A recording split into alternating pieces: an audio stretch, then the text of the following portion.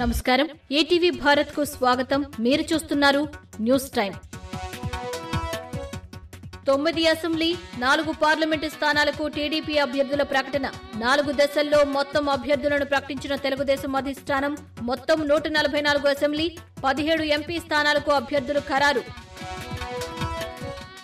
రాష్ట్రాన్ని కాపాడుకోవడం కోసమే ఎన్డీఏతో జట్టు కట్టామన్న చంద్రబాబు. తండ్రి లేని బిడ్డనంటూ చిన్నాన్నను చంపేశావంటూ జగన్ పై ధ్వజం. సీమకు ఖర్చు చేసిన దానికంటే సాక్షి పత్రికకు ఇచ్చిందే ఎక్కువ అంటూ మండిపాటు.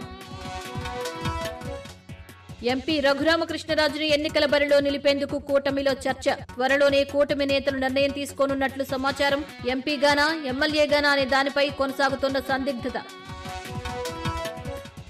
వైసీపీ హయాంలో అవినీతి జరగలేదన్న సీఎం వ్యాఖ్యలను ఖండించిన నాదెండ్ల. మంత్రులు, వారి పేషీలపై 2.06 లక్షల ఫిర్యాదులు వచ్చాయన్న మనోహర్. మంత్రులపై వచ్చిన ఫిర్యాదులపై ఏం చర్యలు తీసుకున్నారని నిలదీత. కోడ్ ఉల్లంఘనలపై 79,000 ఫిర్యాదులు వచ్చాయన్న ఎన్నికల సంఘం. 89% ఫిర్యాదులను 100 నిమిషాల్లో పరిష్కరించినట్లు వెల్లడి. సి విజిల్ ప్రజల చేతిలో బ్రహ్మాస్త్రంలా మారిందన్న ఈసీ. బీఆర్ఎస్ పార్టీ వీడుతున్న నేతలపై హరీష్ రావు ఘాటు వ్యాఖ్యలు. రాజకీయ అవకాశవాదులు, పవర్ బ్రోకర్లే పార్టీని వీడుతున్నారంటూ వ్యాఖ్య. కాళ్లు మొక్కినా తిరిగి పార్టీలోకి చేర్చుకునేది లేదని వెల్లడి. కేజ్రీవాల్ను ఆశీర్వదించండి పేరుతో ప్రత్యేక కార్యక్రమం చేపట్టిన ఆప్. సందేశం పంపేందుకు వాట్సాప్ నంబర్ ఏర్పాటు. కాంగ్రెస్ కు మరోసారి ఐటీ విభాగం నోటీసులు. 1823 కోట్లకు డిమాండ్ నోటీస్ పంపిన ఐటీ శాఖ.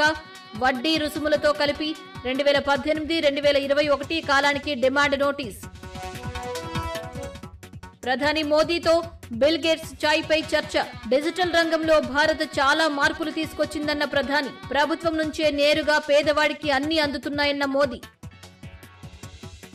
ఇవి ఇప్పటివరకు ఉన్న ప్రధానాంశాలు.